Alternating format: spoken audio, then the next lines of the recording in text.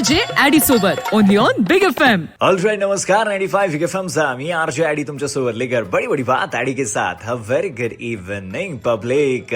सगळ्यांचं स्वागत आहे शो मध्ये. आणि त्याचबरोबर तुम्हाला माहिती आहे TICCच्या माध्यमातून आपल्या पुण्यात काहीतरी स्पेशल होत आहे.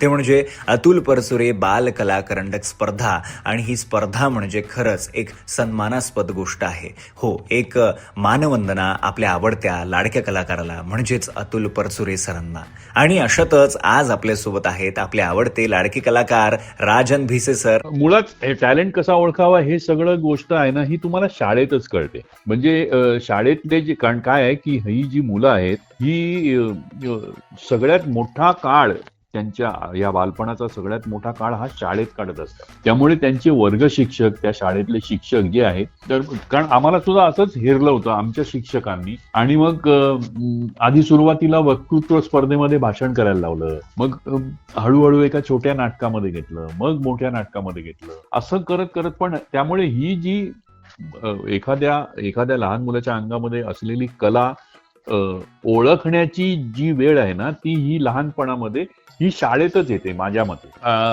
कारण माझं असं मत आहे, जर एखादा माणूस कलाकार असेल ना, तर त्याला पुढे घडवता येतं. त्याच्या अंगामध्ये जर ती कलाच नाही तर त्याला तुम्हाला नाही काही करता येत. म्हणजे हे जर तुम्हाला कळलं की ह्या माणसाच्या अंगामध्ये काहीतरी कला आहे, काहीतरी हा करू शकतो, हा खूप छान गोष्टी सांगतो, हा खूप छान नकला करतो, तर मग तुम्हाला त्याला ग्रूम करता येतं. पण असं एखाद्या आई वडिलांची इच्छा असते की माझ्या मुलांनी नाटकात किंवा सिनेमात जावं, पण त्या मुलांना नाही येत, तर त्याचं नाही काही होऊ शकत.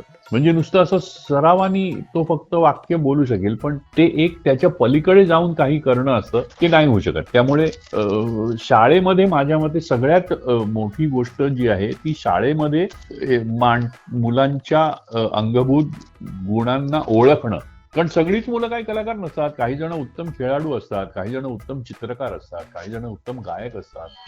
अर्थात नटाला उत्तम गायक असणं ही गरजेचं आहे. म्हणजे त्याला स्वरांचं ज्ञान असायलाच पाहिजे, त्याला रंगांचं ज्ञान असायलाच पाहिजे. त्यामुळे नाटक ही खूप सर्वसमावेशक अशी कला आहे.